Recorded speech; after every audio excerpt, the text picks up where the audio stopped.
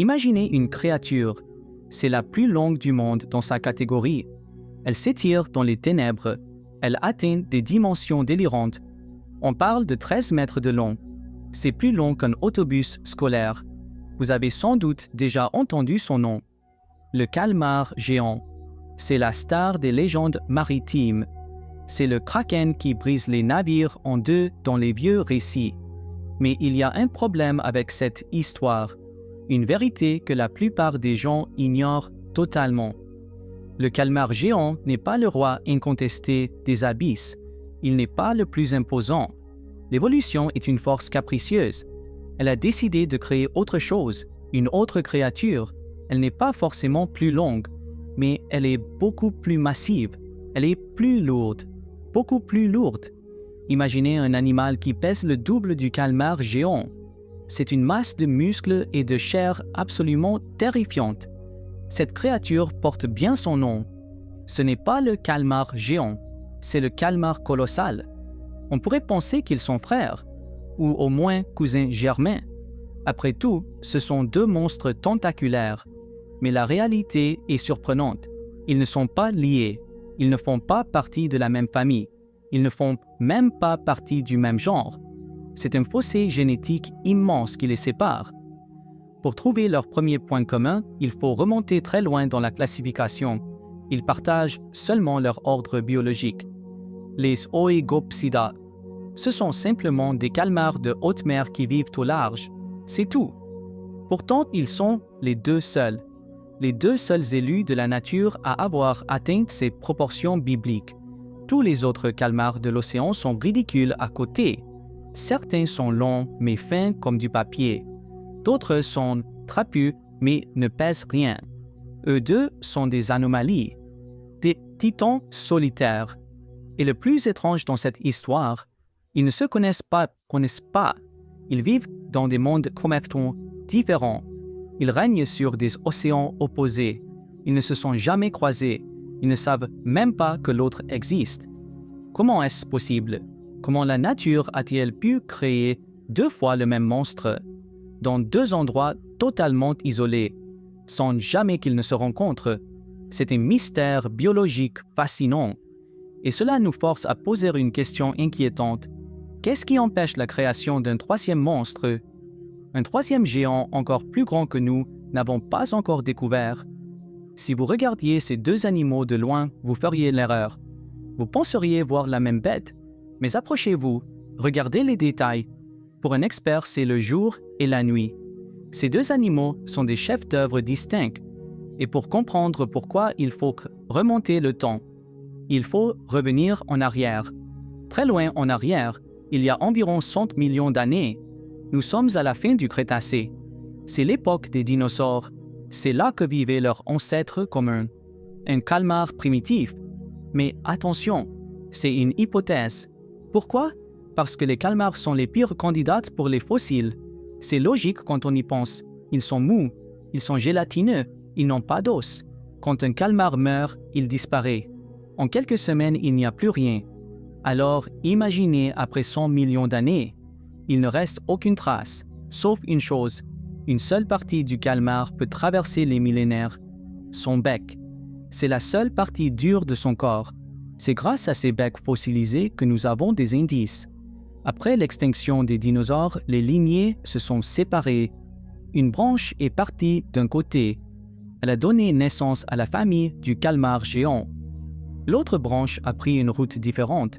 Elle est devenue la famille des calmars de verre. C'est de là que vient le calmar colossal. Notez bien ceci. Leurs ancêtres n'étaient pas géants. Ils n'ont pas hérité leur taille.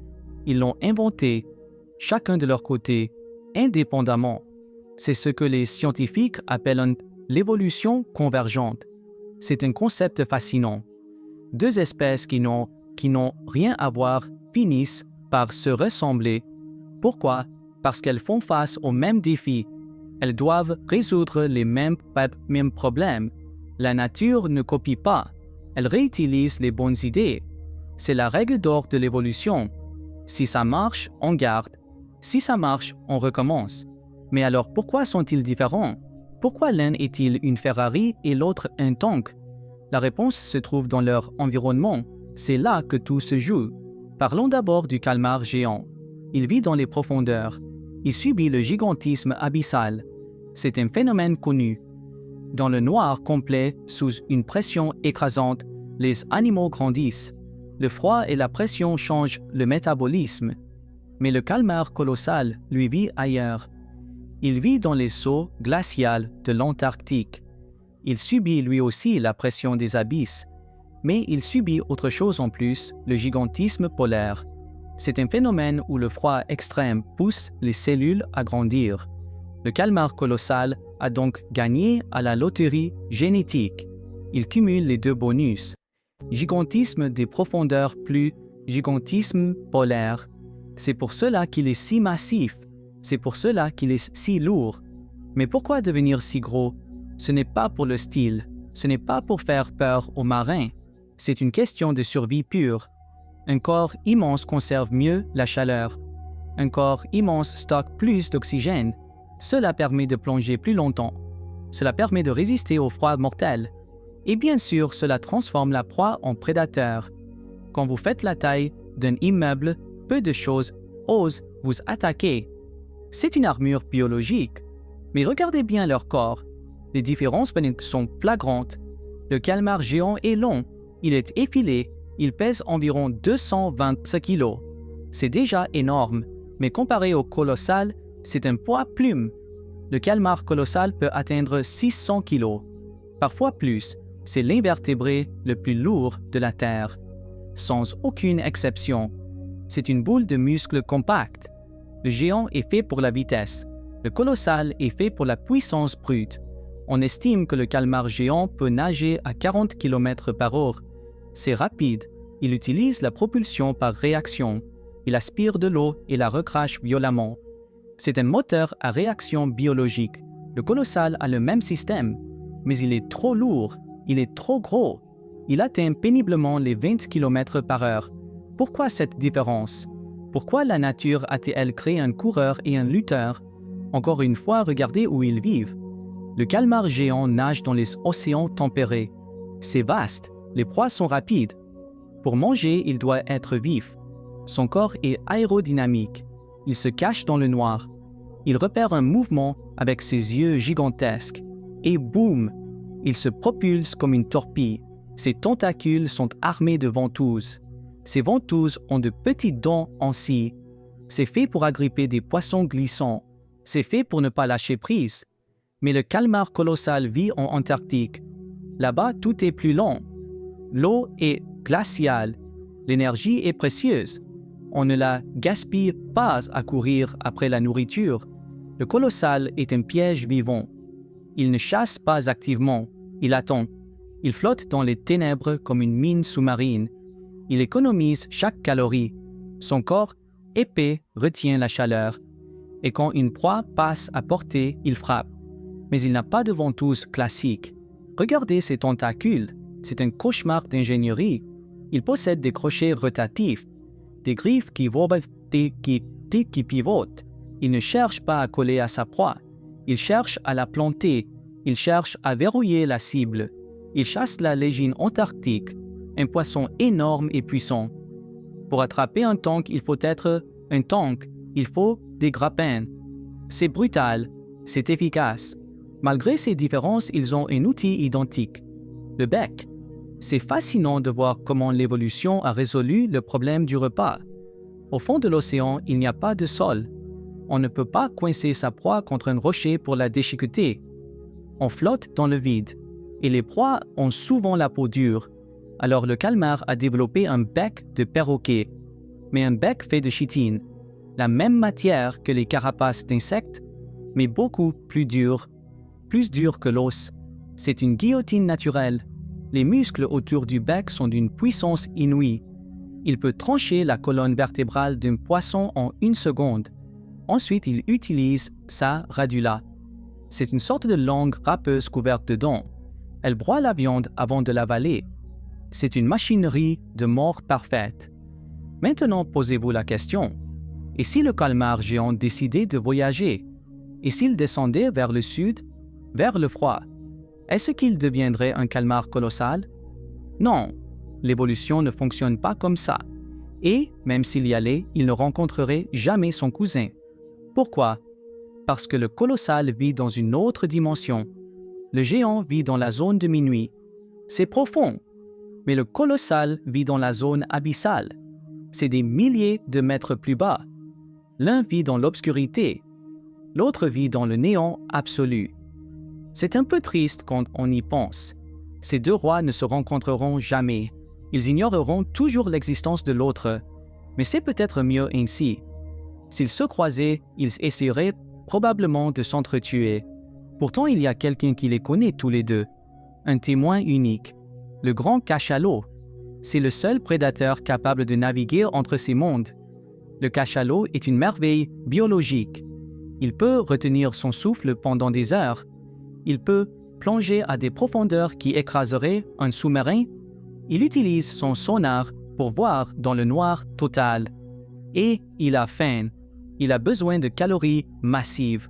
Pour lui, peu importe l'espèce, géant ou colossal, c'est juste de la viande.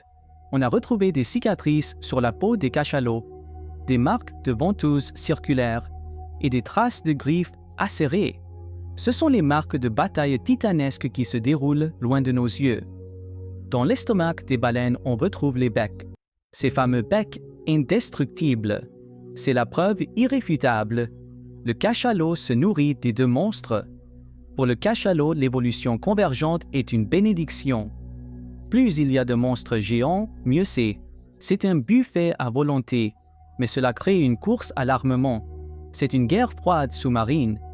Les calmars deviennent plus gros pour se défendre.